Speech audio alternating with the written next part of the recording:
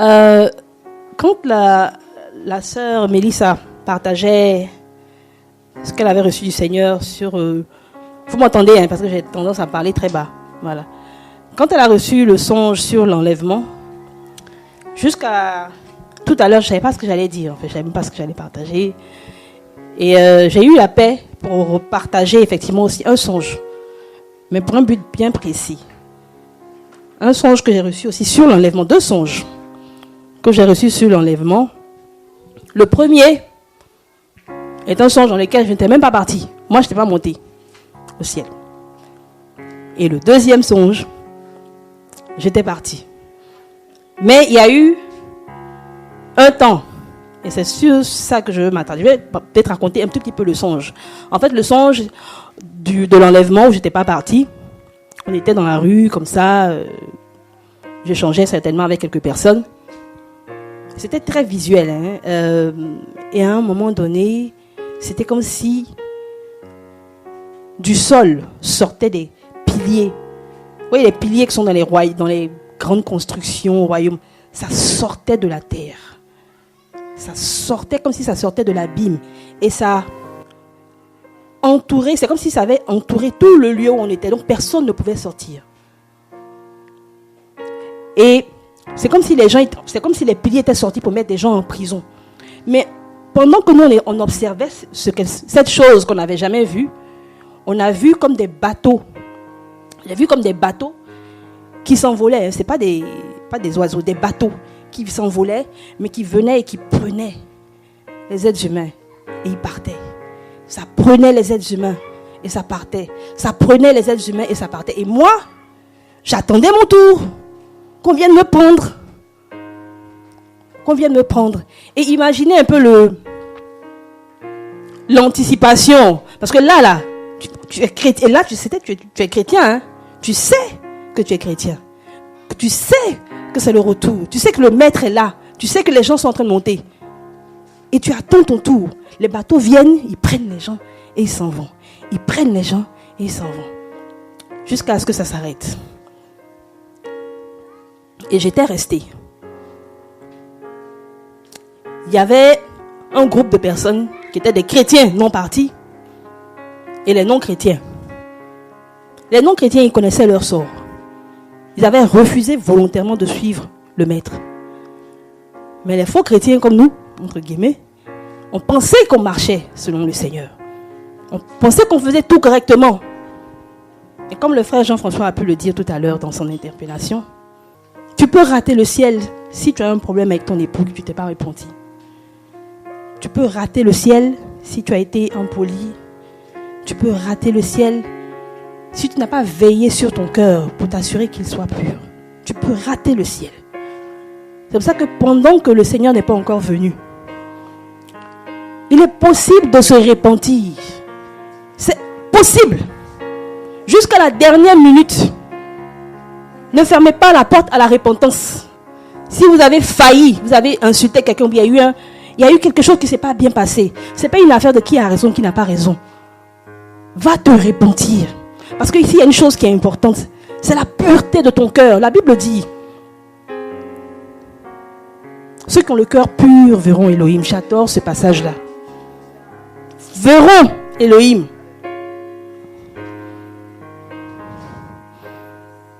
Et donc, quand ma soeur a parlé de ce songe, je me suis dit, peut-être que je vais parler de ça. Parce qu'on est dans les assemblées, on s'est réunis. Mais, frères et sœurs, combien de fois dans la journée on fait cet exercice? Parce que ce n'est pas une affaire de chaque semaine. Hein. Combien de fois dans la journée on fait cet exercice? Combien de fois on s'examine? Je suis sûr que le Saint-Esprit nous interpelle à chaque fois qu'on fait quelque chose de mal. Mais est-ce qu'on l'écoute? On s'arrête 2 minutes pour dire, ah Saint-Esprit, vraiment j'ai mal fait, je me répands, je m'excuse. Si maintenant, ce n'est pas une affaire de désobéir au Saint-Esprit, mais tu as fait des histoires, tu as eu des échanges, où il y a eu des histoires. Ton orgueil là, dépose à côté, va te repentir, va t'excuser, même si c'est toi qui avais raison. Et donc, il y a eu, après ce songe-là, je me suis posé beaucoup de questions parce que c'était pas la première fois que je recevais des songes comme ça où je n'étais jamais partie. C'était rare en tout cas. J'avais eu à l'époque un autre songe où j'étais partie, mais c'était vraiment genre les rescapés, genre c'était comme des militaires qui étaient venus me prendre, mais vraiment bon, c'était bon, le Seigneur a eu pitié de moi la dernière minute. C'est jamais tu es venu, le Seigneur est venu en même temps t'a pris là. Il y avait trop de combats pour que je monte. Donc ce songe-là m'a beaucoup interpellée et c'était dans une période où je disais Seigneur vraiment. Ma marche chrétienne, je ne suis pas satisfaite de cette marche chrétienne. Quand j'ai donné ma vie au Seigneur il y a des années de ça, au début, ceux qui nous parlaient de Christ, ceux qui nous parlaient du Mashiach, nous parlaient du ciel, frères et sœurs. Nous parlaient des anges, nous parlaient des expériences qu'ils vivaient.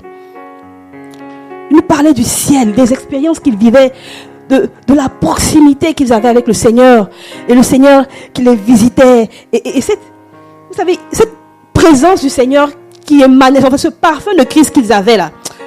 J'observais ma vie, j'ai dit non Seigneur, vraiment, quand j'ai donné ma vie au Seigneur, c'est ce que j'avais, mais je ne sais pas ce qui s'est passé, mais j'ai plus ça. Et honnêtement, je ne veux plus dans l'activisme, il faut que je m'asseye, je dois m'asseoir et puis venir à tes pieds et te demander, Seigneur, qu'est-ce qui ne va pas dans ma vie?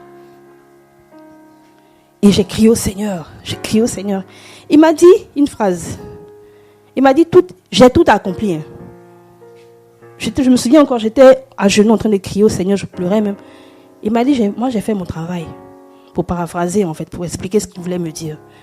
Donc je dis, mais tu as fait ton travail, donc ça veut dire quoi? Ça veut dire que c'est moi maintenant qui dois faire ma part. Il dit, ben oui, j'ai tout accompli. J'ai tout accompli à la croix.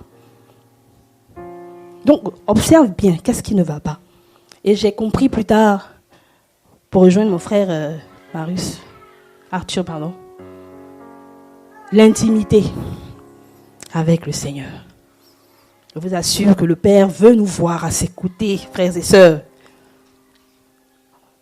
L'intimité est une chose capitale dans la vie du chrétien. Tu donnes ta vie au Seigneur, tu es content, il y a le salut, tu sais que tu vas au ciel, mais pour l'instant tu es encore là.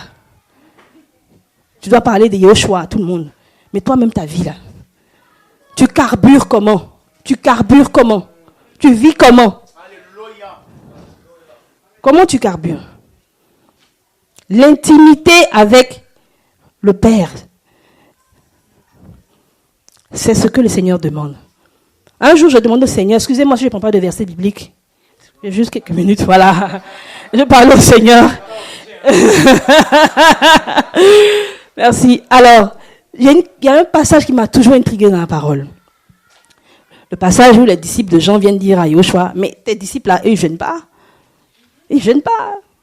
Et puis le Seigneur leur répond, mais pendant que l'époux est là, ils vont s'affliger, pourquoi?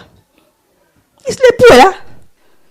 Je vous assure, j'ai entendu des prédications dessus, mais je n'ai jamais eu, ça ne m'a jamais satisfait, en fait. Je ne sais pas pourquoi, en fait. Même si je comprenais, c'était la connaissance, mais ce n'était pas dans le cœur. Et un jour, parlons de l'intimité, le Seigneur commence à m'enseigner sur ce qu'il voulait dire. En tout cas, je pense à ce qu'il voulait me dire, ce qu'il voulait que je comprenne moi par rapport à ça. Il m'a dit, je suis l'époux. Et ma question en fait c'était de lui dire, mais les disciples, ils allaient, tu leur avais donné l'autorité d'aller chasser les démons et tout ça, et ils le faisaient. Et on nous fait comprendre, il y a des enseignements qui passent en disant que oui, il faut jeûner pour avoir la puissance, il faut faire ce genre de choses-là. Eux, là, ils n'avaient pas jeûné. Le Seigneur leur avait donné l'autorité d'aller chasser les démons. Et ça m'a fait comprendre, en fait, que ils avaient conscience de sa présence.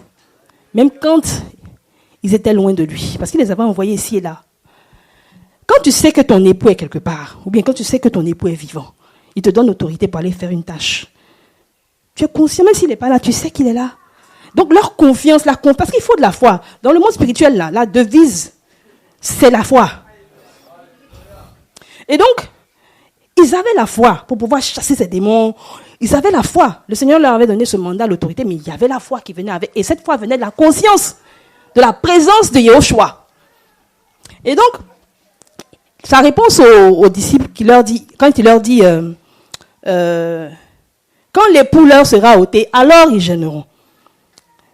Vous savez ce que j'ai compris?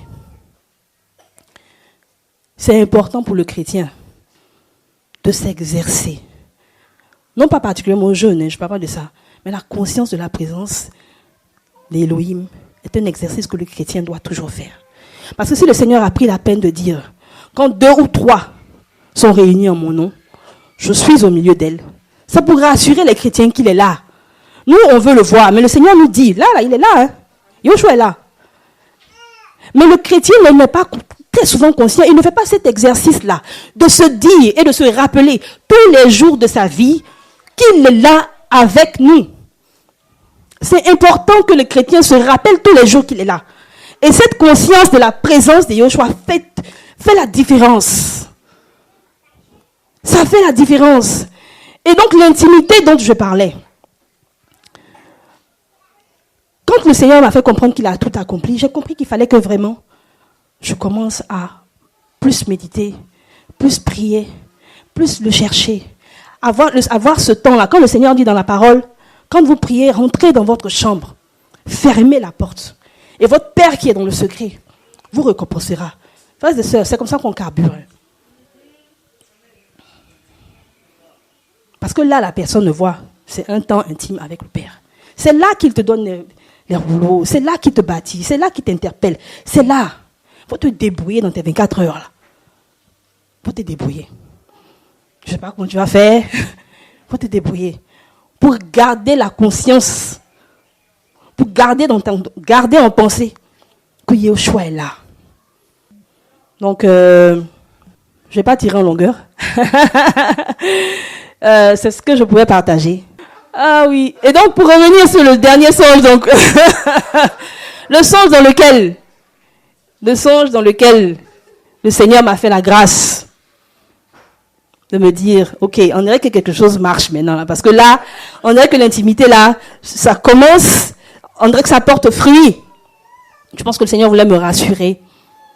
Et avant ça, j'ai vécu une expérience particulière. Le Seigneur m'avait fait la grâce de m'organiser pour me lever à un certain moment dans la journée pour passer du temps avec lui, dans la prière, la méditation et toutes ces choses. Et ce jour-là en particulier, j'étais fatiguée physiquement, je dormais en fait. Et l'heure était arrivée.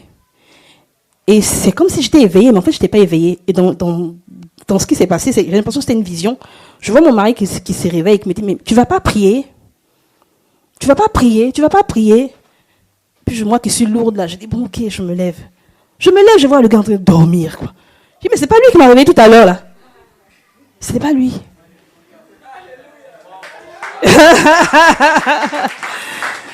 Le Seigneur est tellement fidèle. Je vous assure que quand on prend ce temps-là avec lui, il nous attend.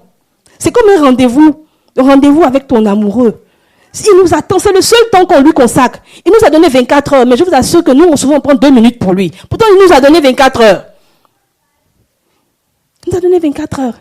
Et là, le Seigneur a utilisé cette image-là pour me dire, mais je t'attends, je suis au rendez-vous, tu es où? Et j'ai compris que le Seigneur aimait ces temps-là. Parce que souvent, on est là, on finit le temps, et puis on revient, on reprend nos activités, on se demande, mais bon, il ne s'est rien passé. Mais il s'est passé quelque chose. C'est nous qui pensons qu'il ne s'est rien passé. La Bible nous dit qu'il a un cahier ou un livre de souvenirs. Frères et sœurs, est-ce que vous savez qu'on n'écrit pas dans ce livre de souvenirs-là que les mauvaises choses, hein, pour nous accuser après. On écrit aussi les bonnes choses. Quand ils vont à la fin, là, le livre va sortir. Voici ce que maman Maïmouna a fait de bien. Voici ce que Tanjona a fait. Voici le sacrifice qu'elle a fait. Voici ce qu'elle a fait. Voici toutes ces choses. C'est pas seulement que le mal où le diable va venir, bon, je peux l'accuser, non. Il y a ton cahier de souvenirs. Ton nom est écrit dessus. On doit s'assurer que c'est rempli. Et donc, ce songe-là, c'était deux songes dans la même nuit. Le premier, on était vraiment à la fin des temps. Hein. Tout était en train de tomber. Les gratte-ciels que nous voyons, les avions qui volaient, tout tombait. Il y avait le feu partout, les enfants qui criaient, c'était vraiment le chaos. Mais dans ce songe-là, c'est comme si j'étais sur un champ de bataille, mais rien ne me touchait parce que j'étais dans quelque chose. C'est après que j'ai compris qu'en fait j'étais en Yoshua. Donc en fait, c'est de Yoshua que je voyais ce qui se passait dehors. C'est que j'étais protégée, Tout se passait autour de moi, mais rien ne me touchait. Mais j'étais en Yehoshua et j'avais la paix du cœur. Hein. J'étais juste un peu, oh, mais qu'est-ce qui se passe? Oh, mais je n'avais aucune inquiétude dans le cœur. Ah, c'était le premier songe. Et le même jour, la même nuit, après, il y a un autre songe où j'étais dehors et je vois un train. Comme si un train qui passait, mais qui passait très vite. Et je voyais des gens. Moi, j'étais encore dehors. Hein, et je voyais des gens s'accrocher au train. D'autres étaient dehors. D'autres étaient sur la barre de fer en train de s'accrocher pour rentrer. Moi, je me suis juste approchée. Puis, je suis rentrée. Et je vous assure, c'était tellement réel. Je regarde autour de moi et tout ce qui était autour de moi était joyeux. On avait compris qu'on était dans le train pour partir au ciel. Et puis, on disait, tu es là. Wow, je vous assure. Non, c'est merveilleux, frères et sœurs. On a été sauvés. Le salut nous attend. Mais on est sur la terre, là. On doit enjoy un peu, excusez-moi le terme ivoirien, on doit enjoy un peu le Seigneur. Parce que quand on est rempli comme ça, là, quand tu vas aller devant le collègue ou la personne que le Seigneur met sur ton chemin pour parler de Yehoshua, tu sais de quoi tu parles. Tu sais de quoi tu parles. S'il veut te convertir, il ne veut pas être converti, c'est son problème. Mais tu sais de quoi tu parles. Et ça, là, frère, c'est dans l'intimité. Avant, je pensais que, oui, prier. J'ai combien de minutes? Avant, je pensais que, oui, prier, c'était une corvée. Je suis honnête avec vous. Hein. Avant, prier, c'était difficile. Ah, il faut prier, tu ne sais pas comment prier. Mais quand le Seigneur m'a délivré, la prière, pour moi, ce n'est pas une corvée. Je vais voir. Moi, je dis toujours à maman, je vais au ciel. À chaque fois que je vais prier, je dis, je vais au ciel. Parce que j'ai vécu une des premières expériences que j'ai vécues quand j'ai commencé à marcher comme ça avec le Seigneur. Je vous assure, une des premières expériences que j'ai eues dans la prière, je me suis retrouvée devant le trône. Je ne voyais pas les gens qui étaient autour de moi, mais j'étais devant le trône, dans mon esprit, et je louais. C'est comme si c'était... Je n'ai pas besoin de chanter devant les gens, en fait. Parce que je chantais devant le maître. C'est lui qui devait entendre. Et c'était tellement beau que c'était une expérience que je voulais revivre. Et je bénis le Seigneur pour ces expériences que je vis avec lui. Parce qu'il est fidèle. Il n'est pas juste venu nous sauver et puis bon, ça devient lourd maintenant la vie chrétienne. Ah oui, hein, les épreuves là. Mais je bénis le Seigneur pour les épreuves et je bénis le Seigneur aussi pour sa fidélité dans ces choses qui nous fortifie énormément. Donc, que le Seigneur soit béni. Et vraiment, frères et sœurs, soyez fortifiés. Mais criez, le Seigneur est fidèle, en fait. Si vous demandez au Seigneur, Seigneur, vraiment, moi, je veux aujourd'hui là, appuyer le bouton de reset. Comment on dit ça en français, ma soeur? Reset, là. Le bouton qu'on appelle réinitialiser, là. Recommencer toi à zéro, là. Aujourd'hui, c'est le temps. Demain, tu peux ne pas avoir le temps de recommencer. Aujourd'hui, c'est le temps. Aujourd'hui, là, le Seigneur nous donne encore, nous tous, l'opportunité de réinitialiser encore notre relation. Seigneur, vraiment, moi, je ne suis pas satisfait de ça. J'ai entendu des histoires d'hommes que le Seigneur a beaucoup puissamment utilisés. Les frères vont être évangélisés ou prêcher la parole, ils s'assoient dans juste un wagon du train. Et tout le train est interpellé. Tout le train est interpellé par le péché. Et ça vient se confesser. Vous ne connaissez même pas le monsieur. Ça se confesse. Ça confesse les péchés. Ça demande pardon au Seigneur. Ça crie, je vais te sauver. Juste parce que quelqu'un est assis là. Frères et sœurs. Le Seigneur, quand il a dit, quand Yehoshua a dit, vous ferez des choses encore plus grandes là. Vous pensez que sa poche n'était pas profonde pour dire ça? Il savait de quoi il parlait. On ne peut pas l'accuser, hein. Honnêtement, quand j'ai prié, j'ai dit, on ne peut pas l'accuser. Il dit, j'ai fait mon travail, j'ai fait ce que je suis censé faire, c'est à vous. Donc, qu'est-ce qui s'est passé? Avant, là, ils faisaient comme, et puis nous, aujourd'hui, là, on ne peut pas faire aussi. Donc, demandons au Seigneur de nous donner la force. Crions au Seigneur, demandons au Seigneur Demandons au Seigneur. Dites-lui que la vie que tu as passée avant, c'était avant. Aujourd'hui, là. On est quel jour? On est combien? On est le 6. Le 6 avril 2024. Ceux qui vont réinitialiser leur vie aujourd'hui, écrivez dans un cahier, un journal. Votre vie après ne sera plus la même. Si vous voulez vraiment vivre autre chose avec le Seigneur, il est plus que prêt. Il a hâte même. Il a hâte, il est pressé en fait. Frères et sœurs, c'est merveilleux de marcher avec Yahushua. C'est merveilleux de marcher avec Yahushua. C'est merveilleux de marcher avec Yahushua.